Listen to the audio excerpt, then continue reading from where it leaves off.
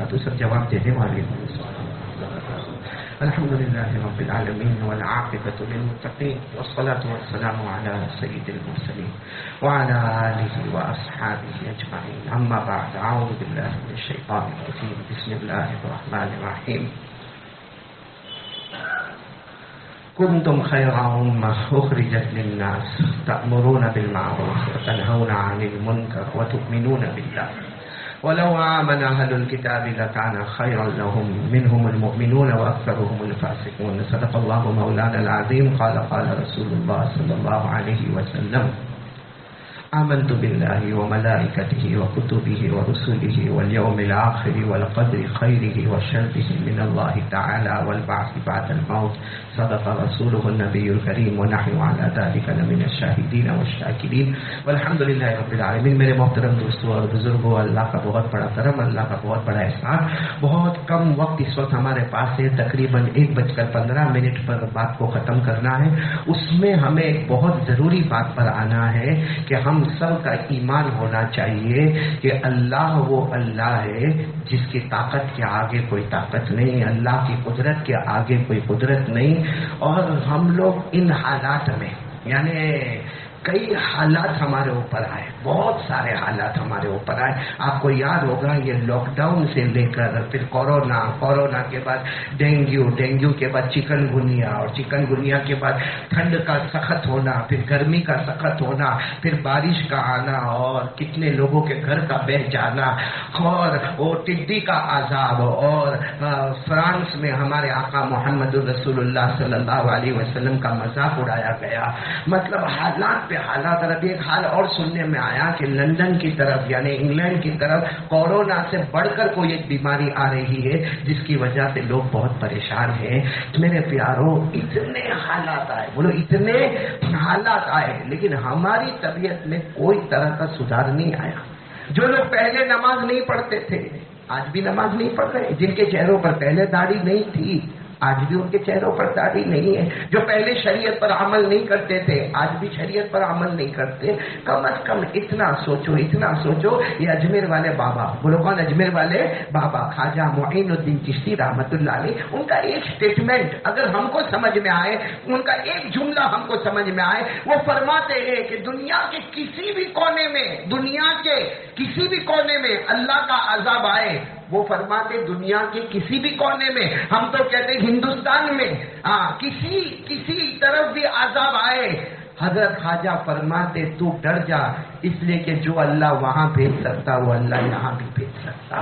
ہم لوگ اتنے آرام سے کھا رہے، پی رہے، سو رہے، اور موبائل پر ہزاروں گناہ ہو رہے. ہمارا زنا ہوتا ہے تو موبائل میں، چوری ہے تو موبائل میں، جوا کھیلا جاتا تو موبائل میں، وقت کی بربادی ہے تو موبائل میں، ہمارے گھر میں طلاق ہوتی ہے تو اس کی وجہ موبائل ہے. اور یہ واٹس ایپ ہمارا اتنا ناپاک، ہمارا اسٹیٹس دیکھو، ہمارا فیس بک دیکھو، ہمارا ہر حال موبائل میں دیکھو، گیم کھیلنا. میرے پیاروں، ایک بات آج میں آپ کے سامنے کہنے جا رہا ہوں، اتنی بات یاد رکھو، جو بھی کرو گے ایک دن اللہ کو تو جواب دینا ہے.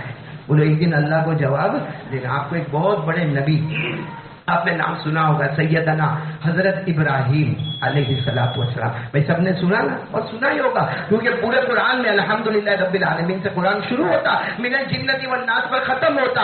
63 مرتبہ اللہ نے حضرت ابراہیم کی تعریف فرمائی ہے. پورے قرآن میں 63 ٹائمز اللہ تبارک و تعالیٰ میرا ابراہیم، میرا ابراہیم، میرا ابراہیم. تو میرے پیارو، سیدنا بولو کون؟ حضرت ابراہیم. اور اللہ نے ایک تعریف جو فرمائی حضرت ابراہیم کی، اگر آپ کو یاد ہو میرے ساتھ میں پڑھنا. اللہ نے کتنے پیار سے فرمایا کہ میرا ابراہیم اتنے سیدھے راستے پر ہے، اتنے سیدھے راستے پر ہے، کیونکہ وہ اپنی آنکھ کی روشنی میں نہیں چل رہے، وہ اللہ کے نور کے سائے میں چل رہے ہیں. اللہ نے فرمایا ما كان ابراہیم یہودیا ولا نصرانیا ولكن كان حنیفا مسلما وما كان من المشرکین. اللہ تبارک و تعالیٰ فرماتے میرے ابراہیم نہ تو یہودی نہ تو عیسائی، سیدھے راستے پر چلنے والے۔ میرے پیارو اتنے بڑے نبی، قرآن پاک میں کتنی مرتبہ ذکر آیا 63، ابھی اتنا وقت نہیں، صرف میں اتنا بتاتا چلو کہ حضرت ابراہیم ایسے ہی ایک قبرستان سے گزر رہے۔ وہ لوگ کہاں سے گزر رہے؟ قبرستان۔ تو سوچا کہ چلو قبرستان کے اندر جاؤ۔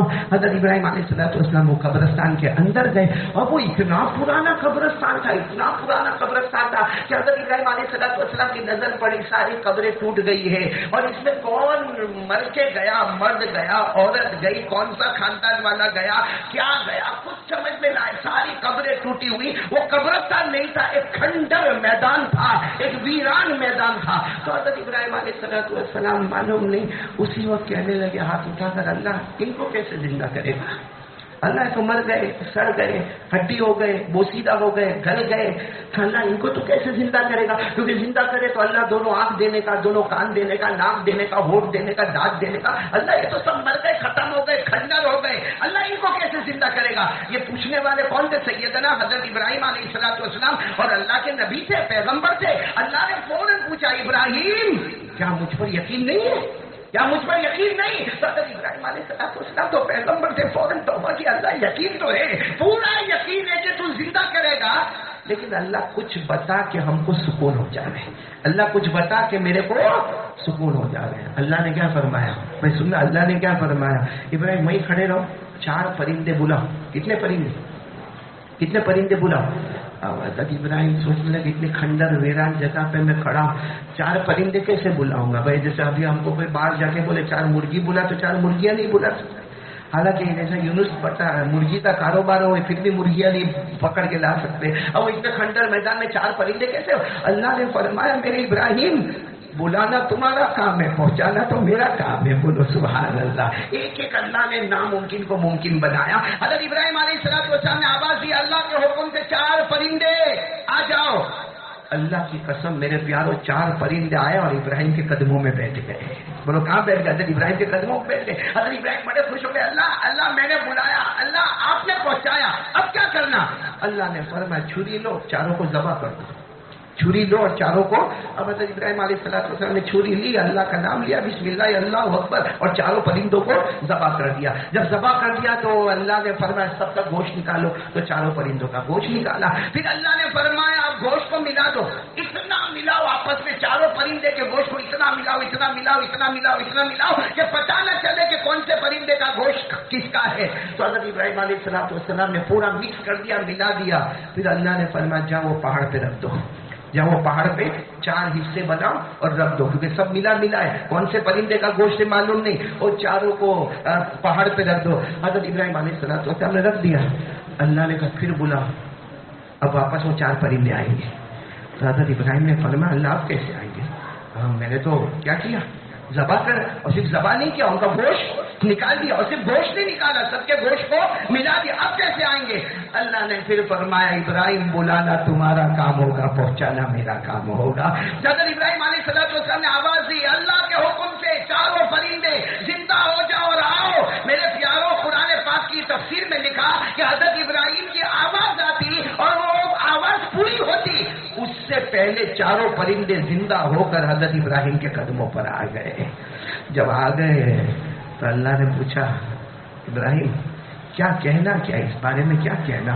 حضرت ابراہیم کیا کہتے بھائی ایسے وقت میں کیا بولے؟ حضرت ابراہیم سیدھے سجدے میں رونے لگے، روتے روتے کہنے لگے اللہ سمجھ گیا، اللہ سمجھ گیا تیری طاقت کے آگے کوئی طاقت نہیں۔ اللہ نے فرمایا اب یہ بھی سمجھ لو جیسے ان کو زندہ کیا، قیامت کے دن میں پھر سب کو زندہ کروں گا اور حساب لوں گا، اچھا ہوگا تو جنت میں جائے گا، نہیں اچھا ہوگا تو جہنم میں چلا جائے گا۔ یہ پورا واقعہ کتنے پرندے والا؟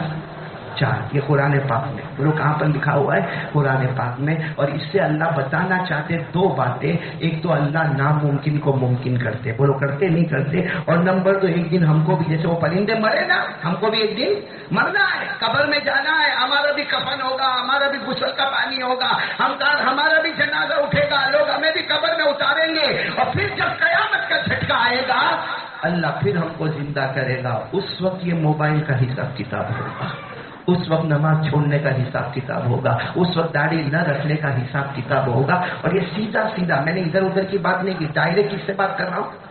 یعنی ساتھ میں بولو قرآن سے بڑھ کر کوئی سچی کتاب ہے؟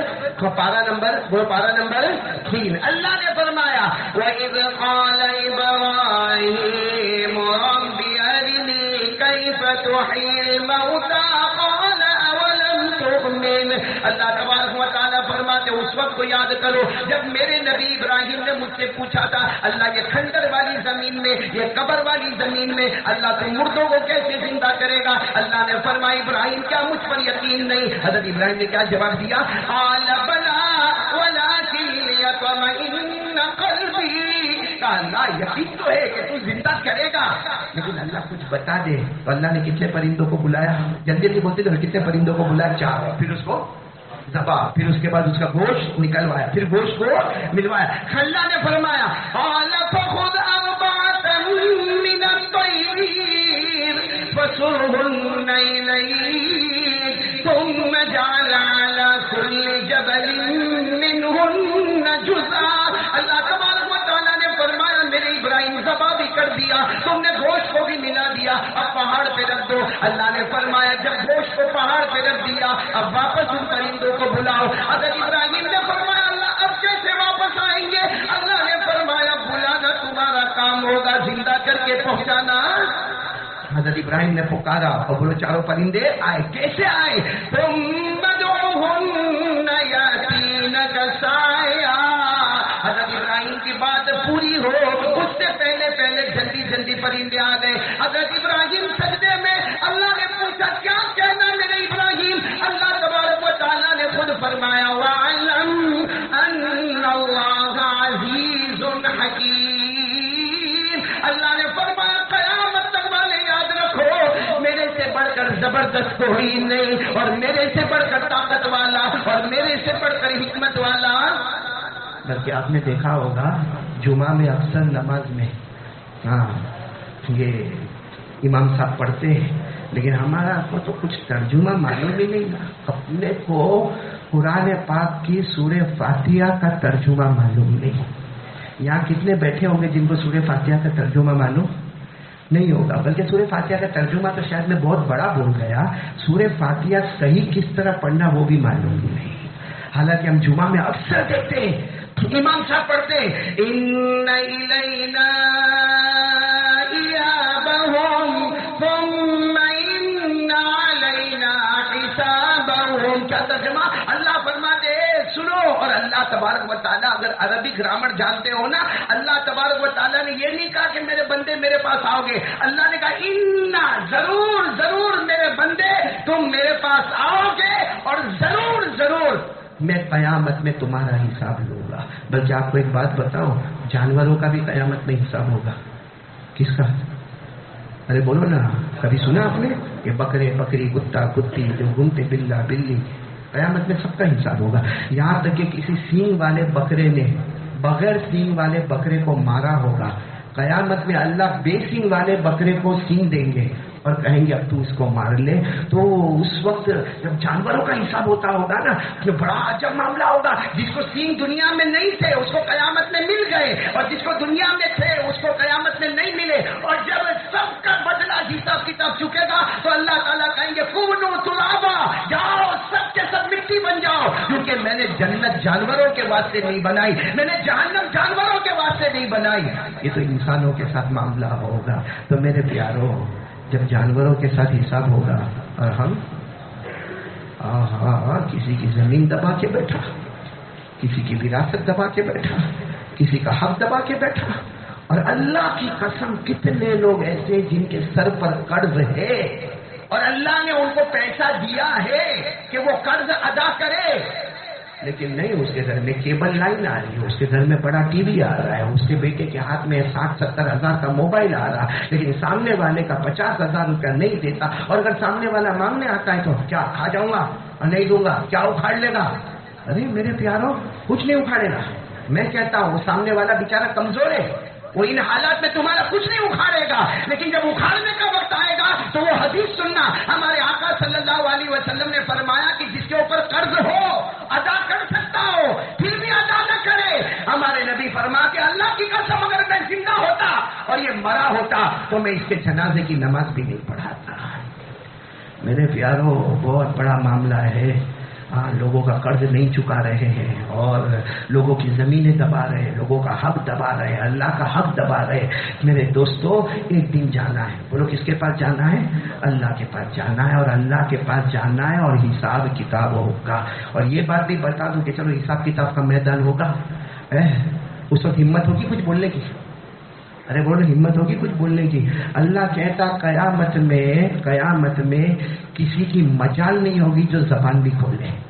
ارے بولو نا, کسی کی مجال بھی نہیں ہوگی جو زبان کھولے. اللہ نے فرمایا, پڑھو نا میرے ساتھ میں, یوم یقوم الملائکۃ صفا لا یتکلمون الا من اذن له الرحمن وقال صوابا ذلک اليوم الحق. اللہ تبارک و تعالیٰ فرماتے جبرائیل بھی کھڑے ہوں گے, فرشتے لائن لگا کے کھڑے ہوں گے, سارے انسان حساب کتاب کے میدان میں, سارے جنات حساب کتاب کے میدان میں. لیکن اللہ فرماتے کس کی مجال ہوگی جو کچھ بولے گا تو بھی پرمیشن کے ساتھ بولے گا, وداؤٹ پرمیشن کوئی نہیں بول سکتا. میرے پیاروں, قیامت جب آئے گی نا, یعنی بولو نا قیامت کا جب جھٹکا لگے گا, قیامت آئے گی کہ نہیں آئے گی؟ جلدی بولو نا, قیامت آئے گی کہ نہیں؟ جب اس کا جھٹکا لگے گا نا تو کیا ہوگا؟ کوئی دودھ پلانے والی وہ ہوگی نا عورت جو پریگننٹ ہو کے ابھی بچہ پیدا ہوا ہوگا, اس کو دودھ پلاتی ہوگی, قیامت کا جھٹکا لگے گا تو اس کو پھینک دے گی, دودھ پیتے بچے کو پھینک دے گی. اور جس کے پیٹ میں, جس عورت کے پیٹ میں بچہ ہوگا, یہاں قیامت کا جھٹکا آیا, وہاں اس کا حمل گر جائے گا, اور سب لوگ اتنے عجیب حالت میں ہوں گے جیسے وہ نشے میں ہوتے ہیں نا, کوئی کسی کو پہچانتا نہیں ہوگا. کوئی آ کر کہے گا میں تمہارا بیٹا, تم میرا ابو, اس وقت کہے گا میں کچھ نہیں جانتا, میں تو یہ جانتا ہوں کہ آج اللہ کیا فیصلہ کرے گا. اللہ نے فرمایا یوم ترونها تذهل كل مرضعة عما أرضعت وتضع كل ذات حمل حملها وترى الناس سكارى وما هم بسكارى ولكن عذاب الله شديد. اللہ تبارک و تعالیٰ فرماتے ہر حمل والی عورت حمل گرائے گی, دودھ پلانے والی عورت اپنے بچے کو پھینک دے گی. لیکن سب سے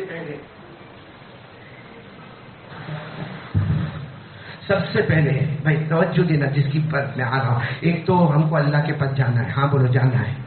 نمبر 2 حساب کتاب, کہ کسی کا کچھ باقی ہو تو وراثت میں اگر ایک چمچی بھی لے لیا ہوگا نا تو قیامت میں وہ چمچی کا بھی جواب دینا پڑے گا, چھوٹی سے چھوٹی چیز کا جواب دینا پڑے گا. اور اگر کسی کی اتنی زمین لیا, حالانکہ ہم نے تو بنگے اٹھا دیے, لیکن کسی کی اتنی زمین, ہمارے نبی نے اشارہ کر کے فرمایا ایک بالش زمین لیا ہوگا, اللہ 7 بڑی بڑی زمینوں کو آگ میں گرم کرے گا اور اس کی گردن پہ لٹکا دیا جائے گا. اللہ میری اور آپ کی حفاظت فرمائے. اچھا چلو ہم بات پر آ جائے, بات ختم کرنا. میرے کو یہ بتاؤ کہ بھائی سب سے پہلے چلو قیامت میں حساب کتاب, لوگ نشے میں, اور پریگننٹ عورت نے بچے کو گرا دیا, اور دودھ پلانے والی ماں نے بچے کو پھینک دیا, اور کوئی کسی کو پوچھنے کو تیار, میرے ساتھ میں پڑھو نا تو یاد ہوگا, کوئی کسی کو پوچھنے کو تیار. فَإِذَا جَاءَتِ الصَّاخَّةُ يَوْمَ يَفِرُّ الْمَرْءُ مِنْ أَخِيهِ وَأُمِّهِ وَأَبِيهِ وَصَاحِبَتِهِ وَبَنِيهِ. یعنی کوئی آ کر کہے گا یہ تیرا ابا, یہ تیری بیوی, یہ تیرے بچے ہو, کہے گا نا میں کسی کو نہیں پہچانتا. آج اللہ کیا کرے گا بس وہی جانتا ہوں. ایسے حالات میں سب سے پہلے کس کا حساب پتہ ہوگا؟ سب سے پہلے اللہ پوچھے گا نماز. سب سے پہلے کس کے بارے میں پوچھا جائے گا؟ نماز کے بارے میں. سب سے پہلے اول ما يحاسب به العبد يوم القيامه بعد الايمان صلاته. اور دیکھو اتنا اچھا, کیونکہ اتنا خطرناک ماحول, لیکن ہمارے نبی تو رحمت للعالمین ہے نا. ہمارے نبی نے کیا فرمایا, دیکھ میرا امتی مرد ہو یا عورت, دیکھو میرا امتی, دیکھو اللہ سب سے پہلے نماز کا حساب کتاب لے گا. ان صلوحت سائر عملی, اگر نماز بن گئی تو سمجھ لے کہ تیرا بیڑا پار ہو گیا. اگر نماز میں بگاڑ آ گیا تو تیرا حال بہت بیکار ہوگا. حضرت عائشہ فرماتی ہے کہ حضرت عائشہ ہماری ماں فرماتی, اگر اللہ نے قیامت میں میرا حساب کتاب شروع کر دیا تو میں سمجھ جاؤں گی کہ اللہ نے کہیں میرے جہنم کا فیصلہ تو نہیں کر دیا. تو ہم کون ہیں؟ ہم کون ہیں میرے پیاروں؟ ہم کون ہیں راندر والے؟ کون ہیں ہم کہ ہم کو کوئی فکر ہی نہیں؟ یہاں کتنے کمینے بیٹھے ہوں گے ابھی، کتنے کمینے، اور یوں کہو کہ اللہ کی طرف سے دھچکارے ہوئے بیٹھے ہوں گے جنہوں نے آج جمعہ کے دن فجر کی نماز نہیں پڑھی ہوگی۔ اور آ گیا جمعہ پڑھنے، آ گیا، بہت اچھا احسان کر رہا، آ گیا جمعہ پڑھنے، اب آئے گا دوسری جمعہ کو، کھاؤ اللہ کے نام پہ، پیو اللہ کے نام پہ، اور اللہ کو دھوکہ دینا۔ پھر بولو ایک مرتبہ سب سے پہلے کس کا حساب کتاب ہوگا؟ اب ناراض مت ہو، جو میں بول رہا ہوں بہت کم ہے، بولو نا ساتھ میں، سب سے پہلے کس کا حساب کتاب ہوگا؟ بخاری شریف کی ایک روایت سنا رہا ہوں، ہمارے آقا صلی اللہ علیہ وسلم سفر میں، بولو ہمارے آقا صلی اللہ علیہ وسلم سفر میں، عصر کا وقت ہو گیا۔ کون سا وقت ہو گیا؟ عصر۔ ہمارے نبی صلی اللہ علیہ وسلم نے فرمایا چلو چلو چلو وضو کرو، چلو صحابہ کرام سفر میں 2 رکعت پڑھنا، مسافر 2 رکعت پڑھنا، لیکن سب لوگ وضو کرو وضو کرو۔ اب صحابہ کرام نے وضو شروع کیا، بولو صحابہ کرام نے، اب آپ کو معلوم ہے وہ عرب میں پانی بہت کم ہوتا تھا، صحابہ کرام نے وضو کیا۔ اب 2-3 صحابہ جو نئے نئے مسلمان ہوئے تھے ان کو برابر وضو کرنا آتا، تو انہوں نے بھی جلدی جلدی وضو کیا۔ اب وضو کیا تو یہ جو ایڑی ہے نا، پاؤں کی ایڑی، یہاں ایڑی، یہاں پر پانی نہیں پہنچا، حالانکہ یہاں پانی پہنچا نا، ارے بولو نا وضو میں ارجلکم الی الکعبین، قرآن کریم نے فرمایا پاؤں کو اپنے ٹخنوں تک دھونا، تو ایڑی تو نیچے آئی تو ان کی ایڑی خشک ہو گئی، یعنی وہاں پانی نہیں پہنچا، اس کا مطلب وضو ہوا؟ ارے ساتھ میں بولو نا وضو ہوا نہیں ہوا؟ اب ہمارے نبی صلی اللہ علیہ وسلم وہاں کھڑے تھے، ہمارے نبی کی نظر پڑی کہ وہ 2-3 ایسے جنہوں نے وضو کیا مگر ایڑی تک پانی نہیں پہنچا۔ جیسے سارے صحابہ جمع ہوئے، ہمارے نبی کا چہرہ بالکل سرخ لال ہو گیا۔ حضرت بلال تھے، کیونکہ اذان حضرت بلال نے دی تھی عصر کی وہاں پہ میدان میں، حضرت بلال نے کہا اللہ کے رسول میں نے اذان دی، نماز جماعت شروع کرے اور ہم سفر میں، آپ اتنے ناراض کیوں ہوئے؟ بخاری شریف میں کہ ہمارے نبی نے کبھی اتنی زور سے نہیں کہا جتنی بلند آواز سے آج ہمارے نبی نے 3 مرتبہ فرمایا وَيْلٌ لِّلْعَقَابِ مِنَ النَّارِ وَيْلٌ لِّلْعَقَابِ مِنَ النَّارِ وَيْلٌ لِّلْعَقَابِ مِنَ النَّارِ، جس کا ترجمہ یہ کہ جو صحابہ نے وضو کیا اور ایڑی پہ پانی نہیں پہنچا، کل ان ایڑیوں کو جہنم میں ڈال دیا جائے گا۔ اب اللہ خالی ایڑی کو تو جہنم میں ڈالے گا نہیں، مطلب ہے کہ اس کو پورے کو جہنم میں ڈال دیا جائے گا۔ صحابہ کرام دوڑے، جلدی سے اچھا وضو کیا، ہمارے نبی کے چہرے پر مسکراہٹ آ گئی، عصر کی نماز ہوئی۔ لیکن پوچھنا یہ کہ وہ صحابہ کرام جو بیچارے نئے نئے مسلمان ہوئے تھے ان کا کیا صحیح نہیں تھا؟ نہیں سب بولیں گے سب میں، کیا صحیح نہیں تھا؟ وضو۔ اور پورے وضو میں صرف ایک ہی چیز صحیح نہیں تھی، مطلب ان کا وضو صحیح نہیں تھا تو جہنمی، بولے وضو صحیح نہیں تھا تو، حالانکہ وضو تو باہر کی چیز ہے، وضو باہر کی چیز۔ دیکھو ہماری یہ مسجد ہے، وضو خانہ کا ہے، وضو خانہ کا، کوئی بھی مسجد میں جاؤ وضو خانہ کا ہے، چھوٹے سے عبادت خانے میں جاؤ وضو خانہ کا ہے باہر، بلکہ اتنا باہر ہے کہ ہمارے نبی تو اس کو پسند کرتے کہ مسجد میں وضو مت کرو۔ آپ کو شاید یہ مسئلہ معلوم نہیں ہوگا لیکن ہمارے نبی تو اس کو پسند کرتے، گھر میں وضو کر لے، گھر میں سنتیں پڑھ لے، مسجد میں آ کے 2 رکعت تحیۃ المسجد پڑھ لے، تو گھر میں یعنی وضو باہر کی چیز ہے، لیکن وضو جو باہر کی چیز ہے وہ پورا نہیں تو جہنمی۔ تو جو اندر کی چیز کیا ہے وہ اگر پوری نہیں تو کتنا بڑا جہنمی ہوگا۔ وضو جس کو ہم عربی میں کہتے ہیں عبادت غیر مقصودہ، باہر کی چیز ہے، اس میں غلطی ہو گئی تو جہنمی ہو گیا۔ تو جو نماز اندر ہے، جو ہمارے نبی کے آنکھوں کی ٹھنڈک ہے، اور جو نماز ساری عبادت کو آپ اٹھاؤ، ہمارے نبی مکے میں ہوں گے، مدینے میں ہوں گے، اللہ تعالیٰ بتا رہے کلمہ لا الہ الا اللہ محمد الرسول اللہ۔ جب روزے کا معاملہ آیا تو ہمارے نبی مدینے میں روزہ فرض ہو گیا، جب زکوٰۃ کا معاملہ آیا ہمارے نبی مدینے میں زکوٰۃ فرض ہو گئی، جب حج کا معاملہ آیا سن 10 ہجری میں تو ہمارے نبی مدینے میں حج فرض ہو گیا۔ صرف نماز ایک ایسی ہے جو زمین پر نہیں، اللہ نے آسمانوں پر گناہ کر دیا۔ اللہ نے نہیں کہا کہ نماز پڑھو، بلکہ اللہ تبارک و تعالیٰ معراج پر بلائے اور اللہ نے شروع میں نمازیں کتنی دی؟ 50۔ اور پھر وہ ہمارے نبی وہ ہمارے نبی حضرت موسیٰ سے ملے اور حضرت موسیٰ نے فرمایا کم کراؤ، کم کرواؤ۔ ہمارے نبی کم کرواتے گئے، بھائی 50، 50 سے 45، 45 سے 40، 40 سے 35، 35 سے 30، 30 سے 25، 25 سے 20، 20 سے 15، 15 سے 10 اور 10 سے 5۔ اور جب 5 کو کم کروانے کہا تو ہمارے نبی نے فرمایا تھا اے پیغمبر موسیٰ اب مجھے مت بھیجنا کم کروانے، اب مجھے کم کروانے شرم آ رہی ہے۔ ہمارے نبی جو معصوموں کے سردار، ان کو نماز کم کروانے شرم آئی، یہاں کا غدار اور دھوکے باز جس کو پوری فجر کئی دن سے اڑا دیا، بے شرم کو شرم ہی نہیں آئی؟ ارے بولو بے شرم کو شرم ہی، کتنا بڑا بے شرم! اور آپ کو معلوم ہے جو نماز چھوڑتا نا اس سے بڑا بے شرم کوئی نہیں ہوگا. اور ہمارے نبی فرماتے جو نماز چھوڑے اس میں حیا نہیں ہے، حیا نہیں ہے. سننا کیا نہیں ہے؟ شرم نہیں ہے، حیا نہیں ہے. اور جس میں حیا نہیں ہے اس کا ایمان بھی نہیں ہے. الحیاء شعبۃ من الایمان، اور حیا اور ایمان دونوں کو اللہ نے ساتھ میں رکھا ہے. اس لیے میرے پیارو آج میں ایک بات کہہ رہا ہوں کہ ہم سب دو چیز کا ہی رکھے. ایک تو سب کا حق ادا کر دے، بولو کر دیں گے انشاءاللہ. دھیرے دھیرے دھیرے دھیرے دھیرے سب کا حق ادا کر دو، نیتیں صحیح کر لو، اللہ تبارک و تعالیٰ کروا دے گا. اور نمبر دو، پھر ایک مرتبہ بولو کس کی پابندی کریں گے؟ یعنی ساتھ میں بولو نا، کس کی پابندی کریں گے؟ کون کون تیار ہے؟ نماز کی پابندی ضروری ضروری میرے دوستو، ضروری، اتنا ضروری اتنا ضروری اتنا ضروری اتنا ضروری میرے پیارو کہ اتنے بڑے اللہ کے ولی، بولو کون؟ شیخ عبد القادر، عالم بھی ہے، حافظ بھی ہے، قاری بھی ہے، مفتی بھی ہے، محدث بھی ہے، مجدد بھی ہے، بلکہ ان کو غوث پاک کہتے ہیں. غوث پاک ابھی تو ہم کہتے تھے غوث پاک غوث پاک، لیکن غوث ایک درجہ ہے تصوف کا، اس پر وہ پہنچے ہوئے ہیں.